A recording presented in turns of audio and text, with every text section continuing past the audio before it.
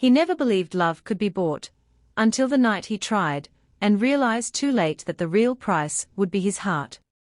In the dim glow of the club's amber lights, Adrian Walker sat in his tailored suit, staring blankly at the glass in his hand. Money had always given him control, over deals, over people, over outcomes. But tonight, control slipped away the moment his eyes met hers, a girl who smiled like she was used to pretending and hurt like she'd forgotten how to stop. Her name, he would soon learn, was Aria, and she was about to turn his carefully built world upside down. Aria had long ago learned to wear her beauty like armor and chains at the same time. The club was not a place for dreams, it was a place where dreams came to die quietly, drowned in music and neon. She didn't look for real faces anymore, only for hands that tipped well and eyes that didn't linger too long. When the manager told her a VIP had paid for her company for the night, a man who doubled the usual rate without blinking, she sighed inwardly and nodded. Another night, another transaction.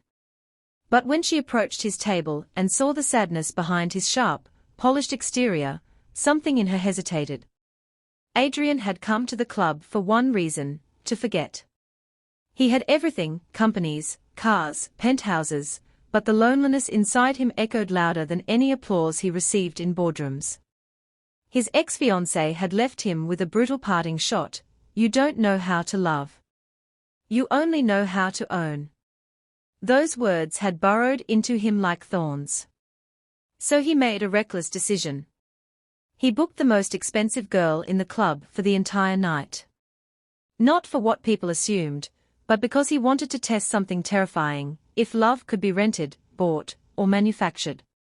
When Aria sat across from him, she expected the usual questions, the hollow compliments, the bold hands. But Adrian simply looked at her, truly looked, as if trying to read the story in her eyes. "What's your real name?" he asked softly, surprising her. She gave the usual fake one out of habit, but he just shook his head with a sad smile. "Not the one you wear to survive. The one someone you trusted used to say." The question pierced the wall around her heart. For the first time in a long while, she whispered, "Aria," and immediately felt like she'd given him a fragile piece of herself. He didn't ask her to dance for him. He didn't pull her closer or try to impress her with his wealth, though it was obvious he had plenty.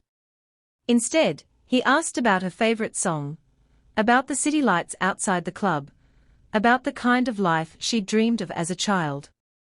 Her defenses tried to rise, but his genuine curiosity felt different from the usual hunger she saw in men's eyes.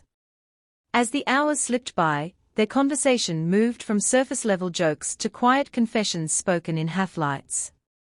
Aria laughed at one of his dry remarks, then froze, realizing she couldn't remember the last time she had laughed like that without forcing it. Adrian was fascinated and ashamed at the same time.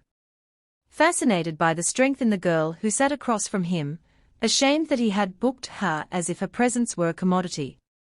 He learned that she once wanted to be a nurse, that she still sent money to a little brother who believed she worked in a restaurant, that she could spot fake kindness faster than she could count tips. Aria, in turn, learned that Adrian's success hadn't protected him from abandonment, betrayal, and crushing emptiness. He had built empires after his father died, determined to never be powerless again. But somewhere along the way, he had forgotten how to trust anyone with his vulnerable side. By the time the club closed, neither of them wanted the night to end. Aria stood up, smoothing her dress, ready to slip back into the script she knew so well.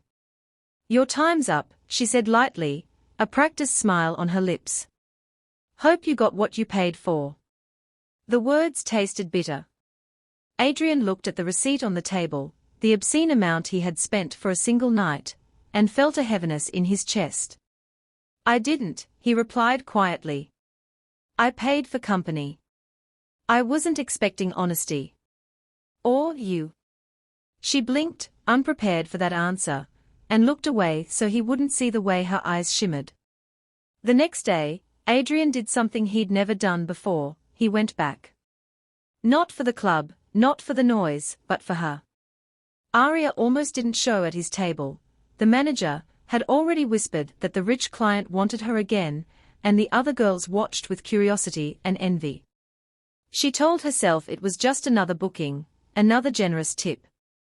But when she saw Adrian, sitting there with the same intense, searching gaze, her heart skipped. He had brought coffee, her coffee, somehow exactly the way she liked it. "How did you know?" she murmured, stunned. "You mentioned it once," he replied. "I was listening." Days turned into weeks, and Adrian kept paying for her time, but he stopped treating it like a transaction. He never asked for what the club advertised, he only asked for her presence. They talked, argued, laughed, shared quiet silences. He listened to her stories about the streets she grew up on, the mother who left, the brother she'd practically raised. She listened to his failures, his guilt, the way success felt like an expensive cage. Outside the club, he was feared or admired. Inside those private moments, he was just Adrian, a man trying to find something real in a life designed to hide it. Yet, the more real it became between them, the more terrified Aria felt. She had seen men become possessive, controlling, dangerous when feelings got involved. She reminded herself constantly, he pays, you perform. This isn't love. It can't be.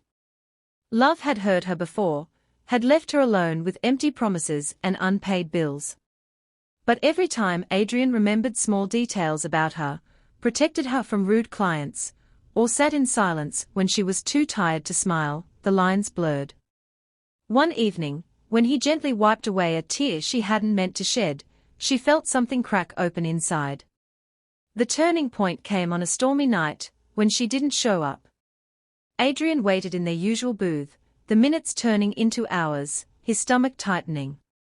The manager brushed him off, saying she'd probably taken another client, or needed a break. But something felt wrong. The next day, fueled by worry, Adrian used contacts and money to track down her address. A cramped, fading apartment on the outskirts of the city.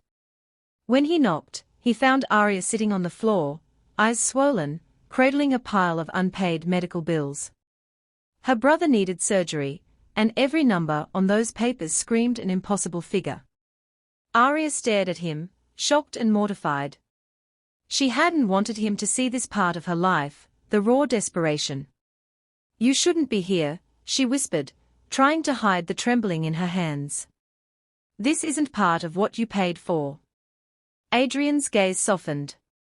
"I'm not here as a client," he said.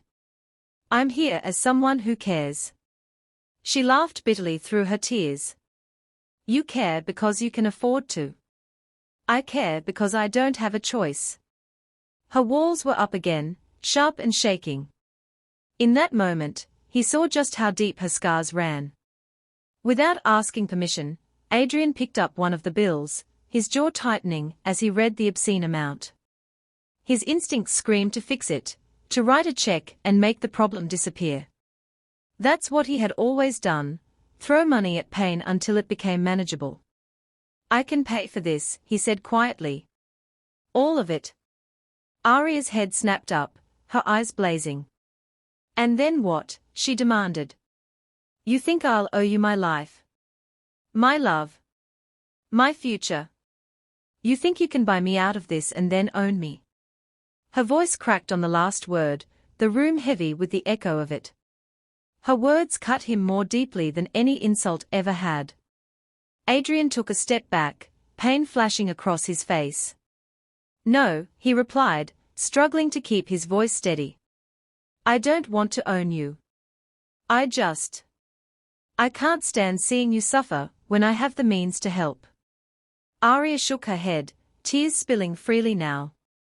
"You don't understand," she whispered. "My whole life, people have taken pieces of me and called it kindness. Every favor comes with strings. Every outstretched hand has a chain attached. I can't risk that again, Adrian.